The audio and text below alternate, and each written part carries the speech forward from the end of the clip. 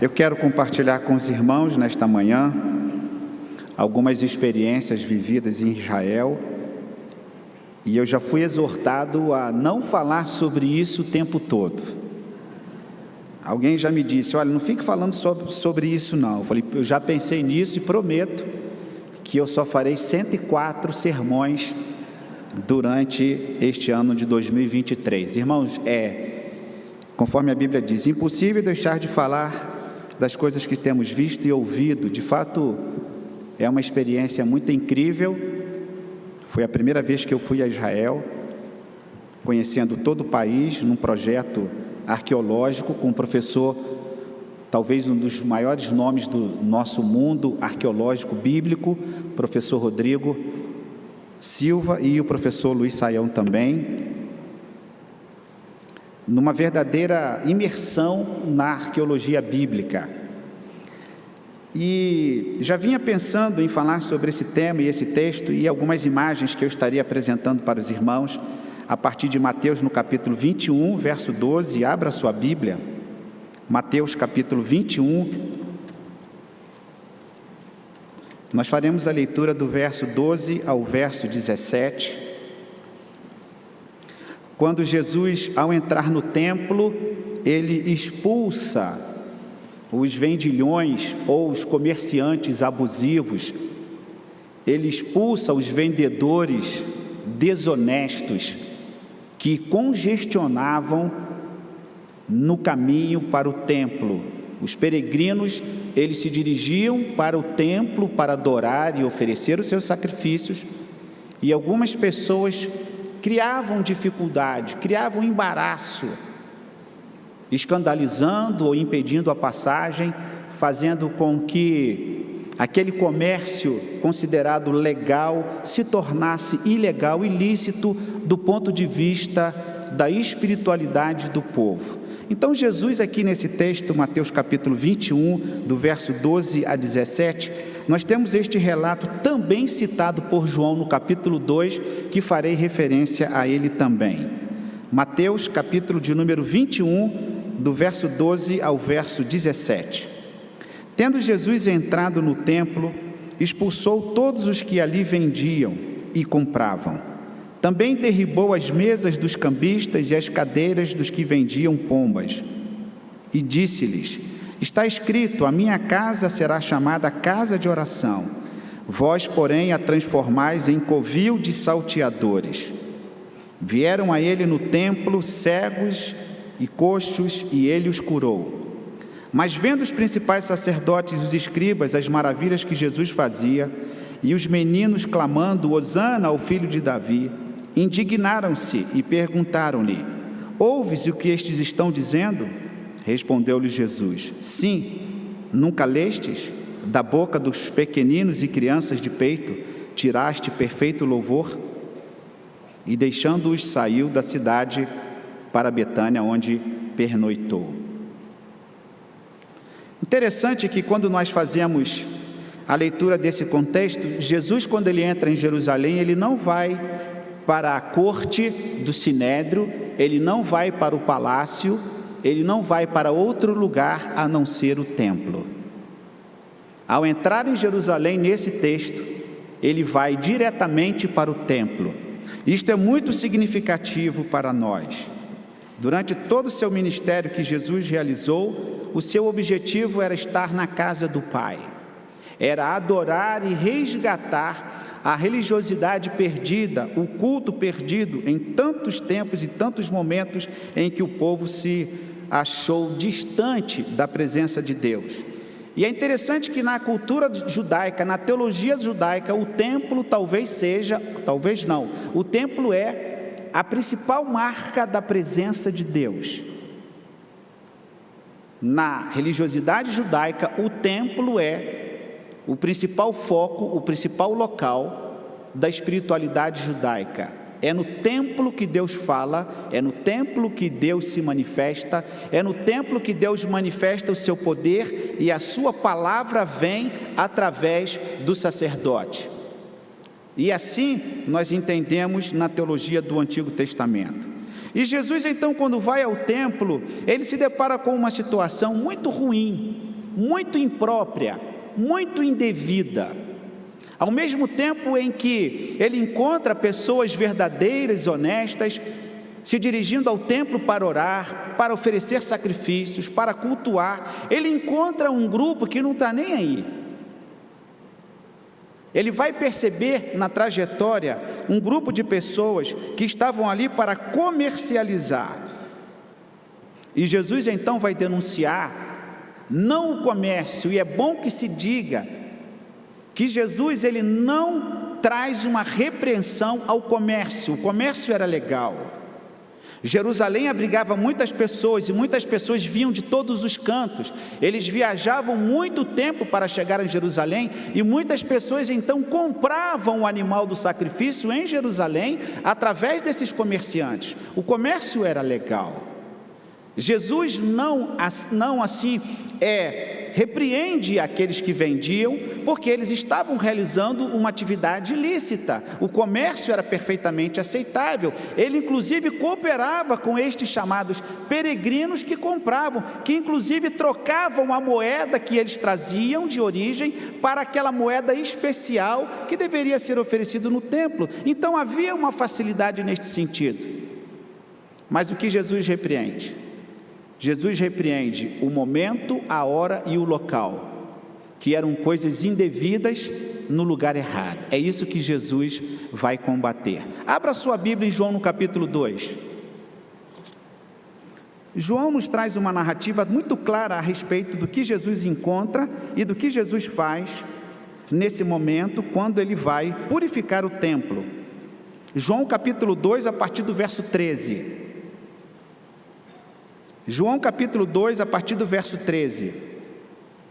Jesus, estando próximo à Páscoa dos judeus, subiu para Jerusalém e entrou no templo os que vendiam bois, e encontrou no templo os que vendiam bois, ovelhas e pombas, e também os cambistas assentados, tendo feito um azorrague, ou um chicote, conforme nós podemos interpretar, um açoite de cordas, expulsou todos do templo, bem como as ovelhas e os bois, derramou pelo chão o dinheiro dos cambistas, virou as mesas, e disse aos que vendiam as pombas: tirai daqui estas coisas, não façais da casa de meu pai casa de negócio.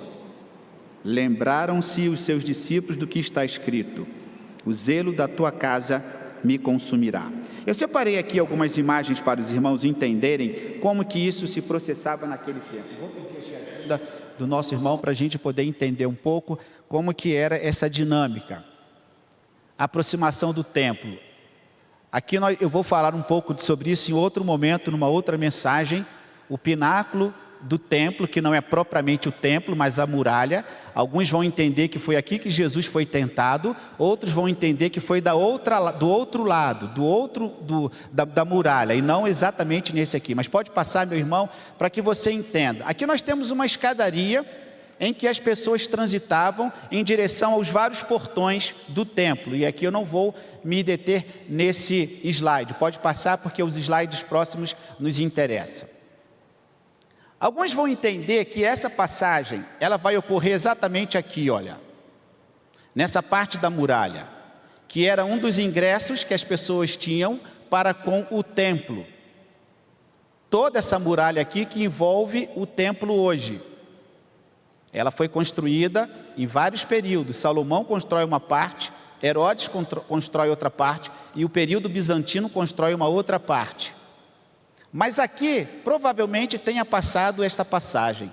Alguns vão entender que talvez seja aqui, no pórtico de Salomão, que eram portas, e outros vão entender que era a parte de dentro, que hoje seria considerado o monte do templo.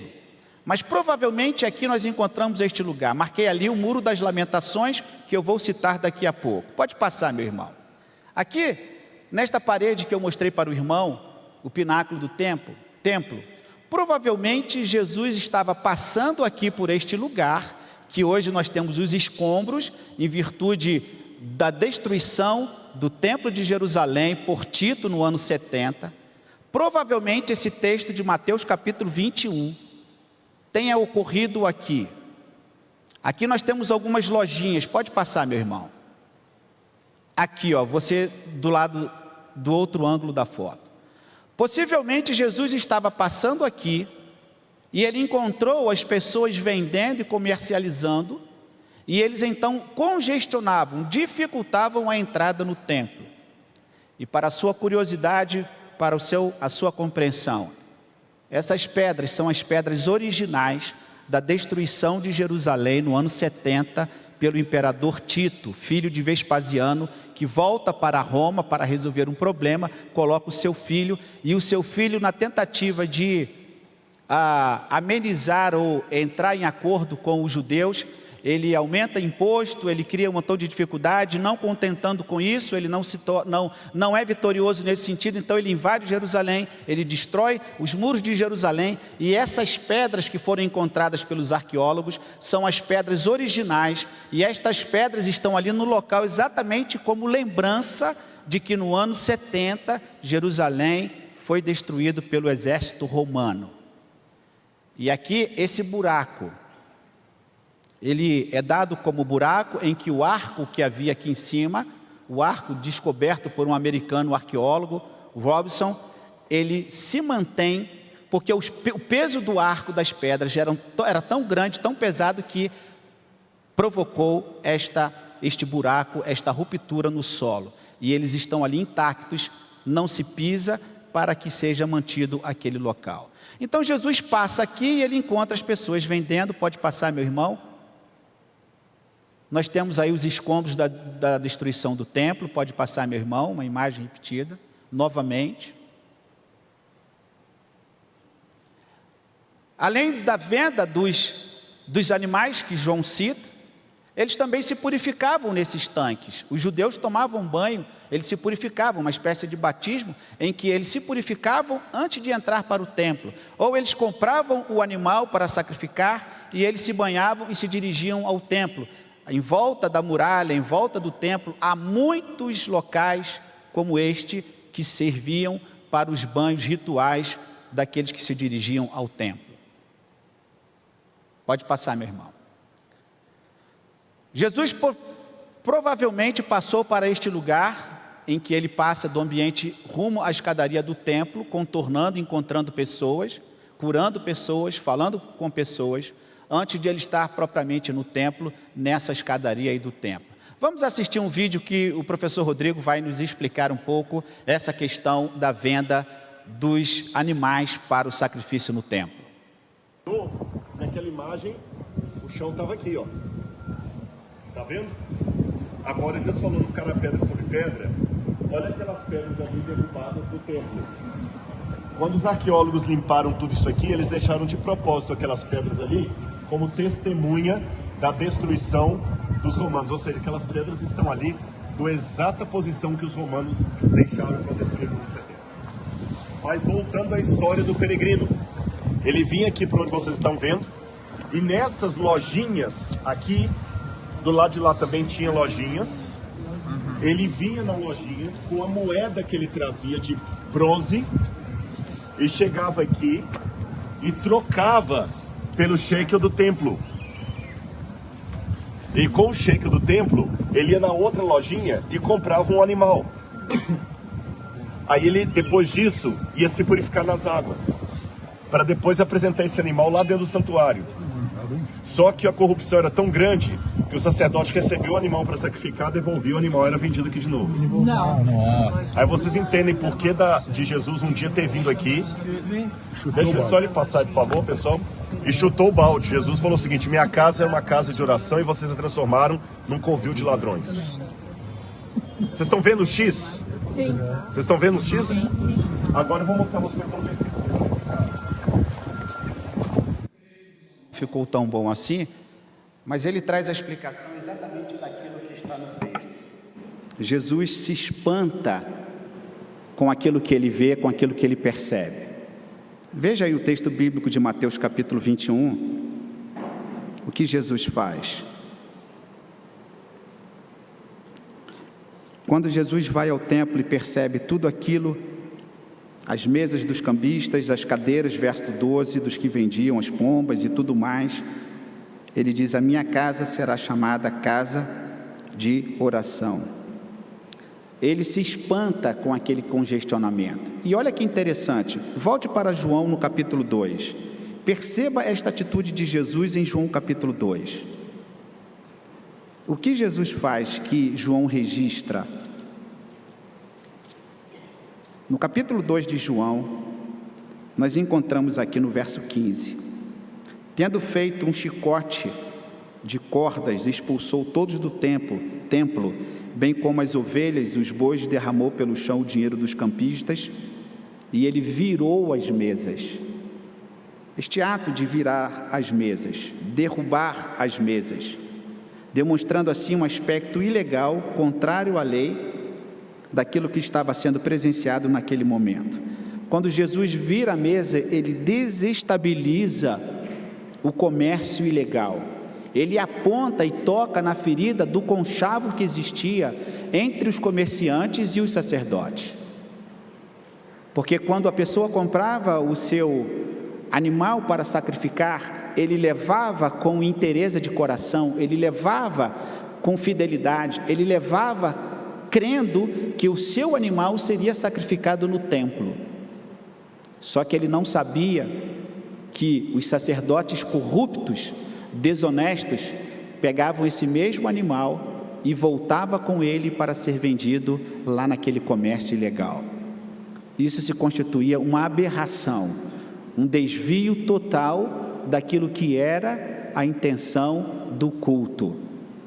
E os sacerdotes corruptos, eles então contribuíam e colaboravam com esse momento de ilegalidade espiritual, de fraude espiritual, maculando assim aqueles fiéis, aqueles que acreditavam. E Jesus percebe esse obstáculo, e ele vai virar a mesa. Exploração econômica com pretexto religioso, muito sério, inclusive em nossos dias. Isto se repete entre nós, em muitos grupos religiosos. Não cabe aqui nenhum julgamento, mas verifique você.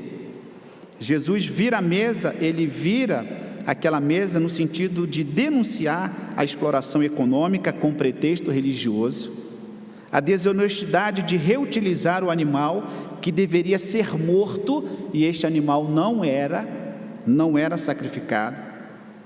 Aquele ato mostrava uma profanação do templo, do culto, e denunciava a corrupção moral pelo qual a religiosidade daquele tempo estava sendo percebida através dos seus adoradores.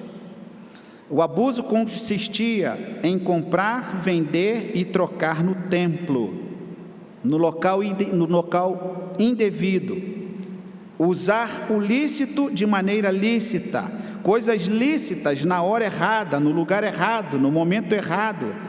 Não seria decente que naquele momento, naquele local em que as pessoas estavam se dirigindo para o culto, houvesse aquele tipo de comércio. E por isso Jesus vira a mesa, e por isso Jesus denuncia, e por isso Jesus bate de frente com eles, e Jesus então é rigoroso. Veja o que o texto bíblico nos mostra. João, se a sua Bíblia está aberta, ele faz um chicote, expulsa do templo, bem como as ovelhas.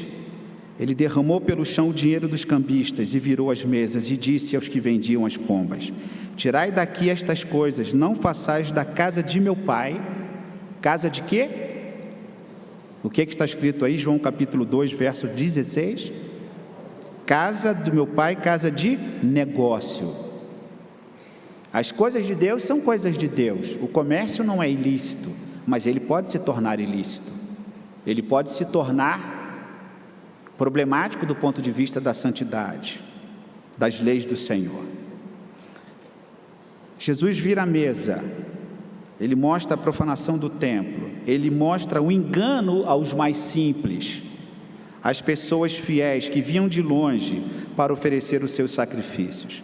Jesus então denuncia este abuso, ele combate a fraude, combate o ilícito. E nós encontramos em 1 Coríntios no capítulo 14, veja lá a sua Bíblia, 1 Coríntios capítulo 14, Eu gostaria de fazer também algumas citações desse texto. 1 Coríntios capítulo 14. Paulo fala a respeito de dons e ministérios, e ele traz algumas regulamentações importantes que podem ser aplicadas por analogia, que podem ser entendidas e aplicadas em outros momentos da nossa vida. Veja aqui 1 Coríntios capítulo 14, verso 12. Primeira carta de Paulo aos Coríntios, no capítulo 14, verso 12. Assim também vós, visto que desejais dons espirituais, procurai progredir para a edificação da igreja. Os seus atos, a sua vida, a minha vida, procurai progredir para edificar a igreja, para edificar as pessoas. Veja no mesmo capítulo, verso 26. Lá no final do verso 26, seja tudo feito para edificação.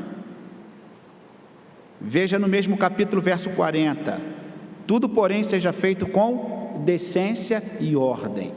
É importante destacar mais uma vez que Jesus não denuncia o comércio é legal e ele existe, mas Jesus demonstra o seu rigor em virtude de como aquilo estava sendo feito para transgredir a lei e os mandamentos do Senhor. E aí eu penso numa reflexão que isto falou muito ao meu coração, a respeito de estar servindo como pedra de tropeço para aqueles que são considerados peregrinos, para aqueles que querem adorar, para aqueles que querem servir, para aqueles que querem levar uma vida de santidade, porque nem todo mundo quer vender de maneira ilícita, porque nem todo mundo quer se manifestar diante da sociedade de maneira indevida, de maneira imprópria. Nós temos aqueles que querem ser fiéis, mas muitas vezes são impedidos por aqueles que transgridem e que transformam o santo em profano. É isto que Jesus está apontando. A maneira como eles estavam reagindo à espiritualidade, ao culto, ao sacrifício, ao templo, que era tão importante, e por isso Jesus vira à mesa, numa atitude contundente, zelosa de exortar aqueles que praticavam uma atividade ilícita de maneira ilegal. E por isso Jesus destrói, desfaz, anula, acaba com a fraude religiosa, o comércio, aqueles que estavam provocando confusão. Jesus vira as mesas, aqueles que estavam congestionando a passagem, congestionando assim e escandalizando aqueles que vinham de longe, que se deparavam com aquela situação. É nesse texto que Jesus então nos apresenta, e é por isso que ele, de alguma maneira, se irrita com a prática daqueles que profanavam o templo. Agora, meus irmãos, todo templo, toda pessoa, todos nós, estamos sujeitos a exortações, a reformas e reflexões. Todo templo, por mais belo que seja, por mais santo que consideremos ser, precisa passar pelas suas reformas espirituais. Precisamos refletir sobre a função do nosso templo, precisamos refletir sobre a nossa espiritualidade, sobre a nossa adoração, como nós estamos nos comportando diante disto. Toda vida, por mais santa e justa que seja, precisa sempre de consagração, de avaliação, de reflexão, como que eu estou, como que está sendo o meu culto, o que eu estou oferecendo ao Senhor. Todo aquele que busca o Senhor e que queira fazer a sua vontade, precisa fazer como Paulo fazia e orientava os seus: examine-se, pois, o homem a si mesmo. Esta reflexão é importante, esta análise é importante. Como que eu tenho adorado, como que eu me comporto no culto, como que eu me comporto no templo? Não no templo exatamente, não no lugar específico exatamente, não no momento específico exatamente, mas em toda a nossa vida. Porque muitos de nós pensam que nós só estamos na presença de Deus quando nós estamos num templo. Porque muitos de nós pensam que só podem falar com Deus quando entram num local considerado um local de templo sagrado. Porque muitos de nós ainda nutrem no coração esta ideia equivocada de que Deus só fala no templo. E Jesus, quando vai conversar com aquela mulher samaritana, ao ser interrogado por aqueles que estavam crendo que Jerusalém era o local da adoração, Jesus diz assim: não é aqui, nem em Jerusalém, nem neste monte, mas Deus estará em todo lugar onde estiver a presença dele, o Espírito Santo de Deus. E todos nós sabemos que o templo de Jerusalém foi destruído, e Jesus fez esta profecia antes da sua morte, porque de alguma maneira ele desconstrói esta teologia centrada, esta teologia idólatra do templo, daqueles que adoravam o templo, mas não adoravam a Deus, porque se adorassem a Deus não estariam de uma maneira ilegal, comerciando, traficando, transgredindo a lei de Deus. Porque na verdade não é em Jerusalém, nem em qualquer outro monte, mas em qualquer lugar em que há a presença do Senhor. Mas havia aquele momento específico do templo, e Jesus então fala sobre isso. Abra sua Bíblia em Isaías 56, 7. Isaías capítulo 56, 7.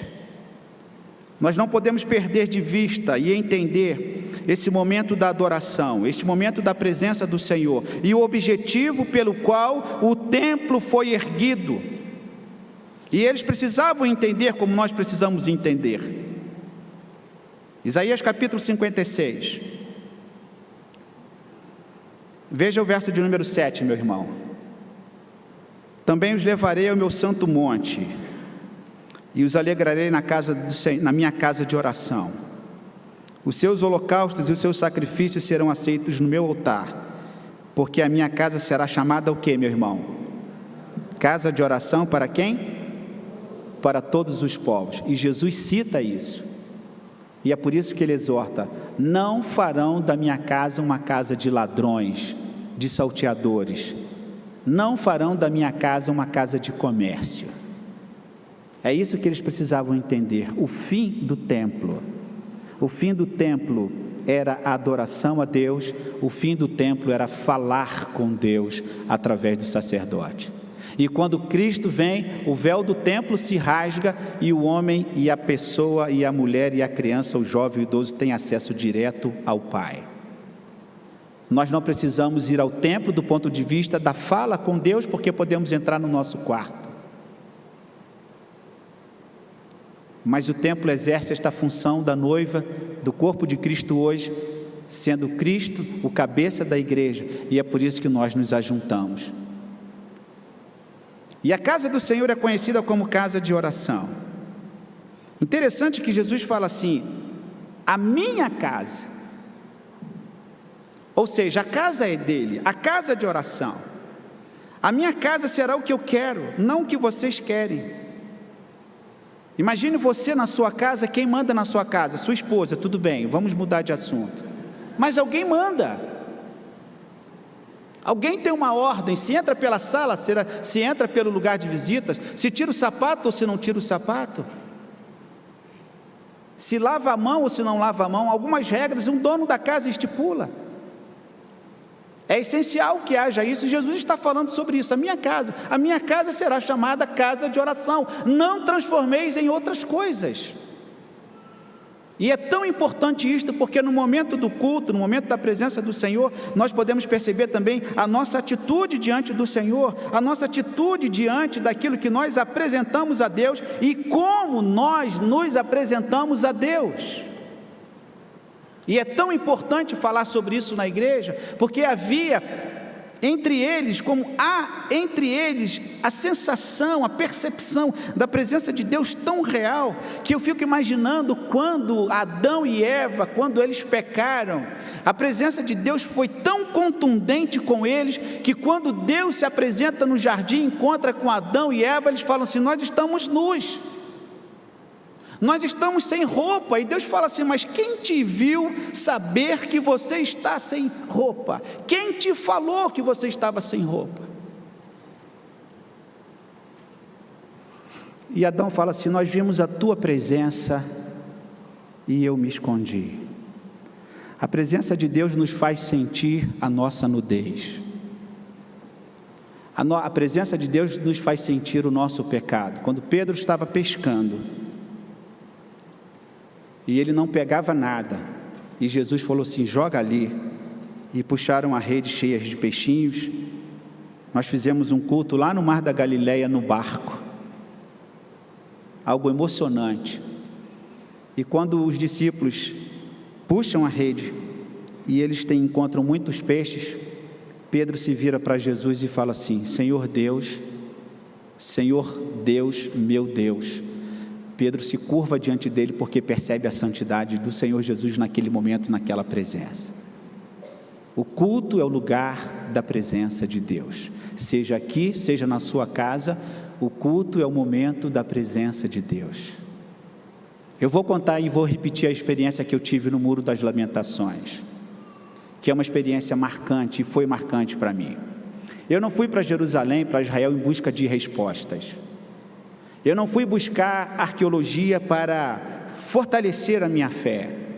Eu não fui me tornar mais crente indo para a terra considerada santa, porque muitas vezes de santa não tem nada, é conflito para todos os lados. Inclusive o atentado que aconteceu lá, nós estávamos em Jerusalém, no outro lugar que eu não me lembro o nome. Mas cada pessoa teve a sua experiência. Um teve a experiência no Rio Jordão, o outro em Massada, na fortaleza construída pelos romanos. Outros foram tocados na cidade de Maria Madalena, e outros lá no monte em que Elias lutou com os 450 profetas de Baal. E as pessoas relatando, e eu não estava cobrando absolutamente nada de Deus. Eu estava curtindo a viagem, vivendo a viagem, aprendendo, bebendo.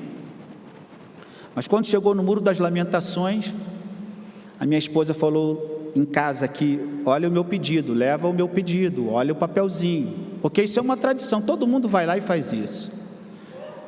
E eu fiz 4 pedidos, e depois eu coloquei os meus pedidos no muro, e falei assim: alguma coisa tem que ter a mais. Eu pensando comigo, não é só isso. E aí saí para a esquerda. Vê se você consegue colocar aquela foto do Muro das Lamentações, já que tem os quadrados, para eu identificar exatamente esse lugar. Quando eu terminei de orar, eu me dirigi para a esquerda e me deparei com uma porta grande e vi o professor Luiz Saião entrando nessa porta. Eu falei assim: o professor está entrando, eu vou entrar, eu vou seguir o professor, eu vou ver onde é que ele vai, ali ó. Eu estava mais ou menos aqui no meio e me dirigi aqui tem uma porta, uma abertura em que eles entram, eles se assentam para orar, para ler a Torá, silêncio, um local mais convidativo, de reflexão, não com aquele tumulto de fora. E o professor Luiz Saião entrou neste lugar e eu entrei atrás dele e fiz um videozinho, comecei a perceber aquelas pessoas, parecia que eu estava entrando num outro mundo. E aí eu me assentei numa cadeira, logo veio um menino, mais ou menos uns 10, 11 anos, ele falou alguma coisa que eu não entendi, e só entendi que eu estava na cadeira dele, eu estava no lugar errado. Porque quando eu olhei a cadeira, tinha uma mochila dele pendurada. Eu falei assim: eu estou no lugar errado. Saí, eu falei: será que eu poderia entrar aqui? Eu sou brasileiro, flamenguista, rubro-negro, será que eles têm algum problema com isso? Fiquei preocupado, será que eu tenho que sair daqui correndo? Não, tinha uma cadeira vazia, me assentei, e tinha um outro senhor. E aí, irmão, Deus começou a ministrar o meu coração, tanta coisa, eu senti uma paz indescritível naquele momento. Foi ali que Deus falou o meu coração, de poder sentir a sua presença naquele momento de adoração individual, pessoal, em que Deus pôde me conceder um pouquinho do seu amor e da sua graça. Sabe quando você está num colo e que alguém cuida de você e você sente paz? Foi aquele momento. E aí eu comecei a falar comigo mesmo: eu não quero ir embora, eu quero ficar aqui para sempre. E eu sou uma pessoa um pouco corajosa, e eu fiquei com medo daquilo que eu estava fazendo e falando: não vou embora, eu vou ficar aqui para sempre. E aí comecei a lembrar da minha esposa, falei assim: ela que fique lá, eu não vou sair aqui da presença do Senhor não. Mas os meus filhos, não, eu tenho que ficar aqui. E comecei a ficar aflito: Senhor, eu tenho que ficar aqui, que lugar é este? E lembrei daquele texto, quando Jesus leva os discípulos ao Monte da Transfiguração, em que Pedro fala assim: Senhor, bom é estarmos aqui, façamos uma tenda. Isto é culto, É quando Deus se manifesta, é quando Deus fala, é quando Deus nos acolhe, quando Ele mostra o seu amor. E aí eu lembrei que o guia estava no nosso pé dizendo o seguinte: todo mundo tem que estar aqui em determinada hora, e faltavam 5 minutos, eu falei, tem que voltar. E a coragem para levantar, porque eu queria ficar lá para sempre. A igreja ia arranjar outro pastor, ou então a polícia ia entrar para me tirar, por causa de um momento inigualável, indescritível, de sentir a presença de Deus naquele lugar que é considerado um lugar de oração para todos os povos. Foi uma espírita conosco, uma menina que mora em Londres, e ela disse assim para mim: quando eu toquei no Muro das Lamentações, eu senti uma energia. Ela sentiu o poder de Deus, que para ela é uma energia. Não há como não ser tocado pela presença de Deus quando nós estamos com o nosso coração contrito, e Deus dá a oportunidade de nós sentirmos a presença dEle. Isso é culto. Você entende por que Jesus expulsou os cambistas que faziam algo indevido? A nossa participação no culto, ali naquele local, irmão, não entra gente de bermuda, não entra gente com o braço de fora, não entra gente mostrando o seio, não. Naquele lugar, inclusive lugares que estão sob a administração religiosa dos muçulmanos, você tem que pagar para cobrir os seus braços. Eles não permitem, não. As mulheres, elas oram num lugar separado, não se podia. Isso é coisa mais depois de Salomão, porque na originalidade do templo, mulher nem sequer entrava. Eu vou futuramente mostrar a geografia das muralhas do templo, para o irmão entender o que cada coisa acontecia no seu determinado lugar, para você entender um pouco essa arquitetura, essa engenharia, que tem a ver com a espiritualidade, que tem a ver com o santo dos santos, a divisão, o quadrado, a muralha que se construiu para preservar aquilo que é o complexo, que tem a corte do Sinédrio, que tem o pátio dos gentios, que tem a área das mulheres, que tem a entrada do templo, o pórtico de Salomão, a porta formosa que Pedro cura o paralítico de Atos capítulo 3, ou seja, nós precisamos entender, porque tudo isso está envolvendo o culto. E é por isso que esta reflexão para nós: como nós nos apresentamos no culto, com que roupa eu venho para o culto, venho de boné, venho de bermuda, isso mexeu comigo. Eu venho de qualquer maneira para a presença do Senhor, eu vou congestionar, eu vou embaraçar, eu vou escandalizar, como os cambistas escandalizavam com a venda daqueles animais que eram levados para sacrificar e que não eram sacrificados e voltavam. Eles então transgrediam e eles provocavam escândalo entre aqueles que queriam adorar. Será que eu estou sendo motivo de escândalo com a roupa que eu não uso? Ou com a roupa que eu uso? Com a maneira como eu me encontro na presença de Deus? Isto deve servir para a nossa reflexão sobre aquilo que nós fazemos, não apenas aqui, porque se eu acho que uma roupa não é adequada para eu usar no templo, eu acho que essa roupa também não é adequada para eu usar em lugar algum. Mas esta roupa pode ser lícita num passeio, numa praia. Esta roupa pode ser adequada para uma caminhada no parque, mas na presença de Deus não. Pelo que ela congestiona na mente dos adoradores, pelo escândalo. E com amor nós precisamos refletir sobre este comportamento. Se eu de fato estou de alguma maneira profanando o templo, o lugar da presença de Deus. E eu tive que sair daquele lugar, tive que voltar, e quando eu encontrei na porta da saída daquele ambiente, encontrei o professor Luiz Saião, pulei no pescoço dele e comecei a chorar. E eu fui ao banheiro lavar o rosto, eu não parava de chorar. E quando eu voltei para o grupo, eu falei: eu não posso ficar no meio desse grupo. Eu vou pagar mico, vou dar vexame aqui, porque eu não parava de chorar. Eu chorava compulsivamente. Tive que me recompor, retocar a maquiagem, para voltar para o grupo, para talvez nunca mais pensar como eu pensava com relação a algumas coisas. Estou sendo muito humilde para falar isso aqui para os irmãos. Muda em muito a nossa percepção bíblica, teológica, espiritual, quando nós temos um encontro desse com Deus. Agora, você não precisa ir a Israel para ter uma experiência com Deus. Você não precisa pisar naquela terra chamada santa, até porque você pode ter medo de algum atentado, mas Israel é seguro, muito seguro. Não sou eu que garanto isso não. Mas eu queria trazer esta reflexão para você, como que nós nos comportamos, como que nós estamos nos apresentando para adorar. Agora, amplie,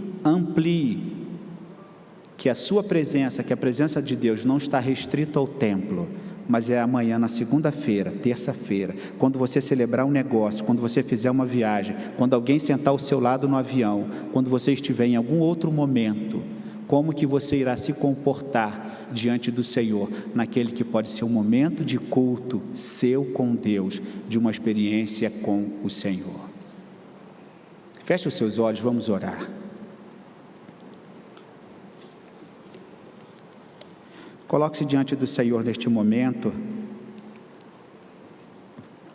e como o apóstolo Paulo disse, examine-se, pois, a si mesmo, e participe da mesa do Senhor, participe da presença do Senhor. Você que veio aqui nesta manhã, que a presença de Deus cubra a tua vida, que a presença de Deus fale ao seu coração, e quero pedir ao Senhor que se revele a você, que faça com que sinta a presença maravilhosa, doce, do nome de Jesus, a presença do Espírito Santo em nós, que nos traz paz, nos traz quietude, que dissipa a ansiedade, que desfaz o imbróglio, que desfaz a nuvem escura e que faz nascer um novo dia, um dia na presença do Senhor cheio de vitória. Pai, fala aos nossos corações, mostra-nos, ó Deus, a Tua presença de maneira tão especial, cuida do Teu povo, receba cada pessoa, ó Deus, em Teus braços, revela, ó Deus, o Teu propósito, revela, Senhor, a Tua vontade para cada um de nós,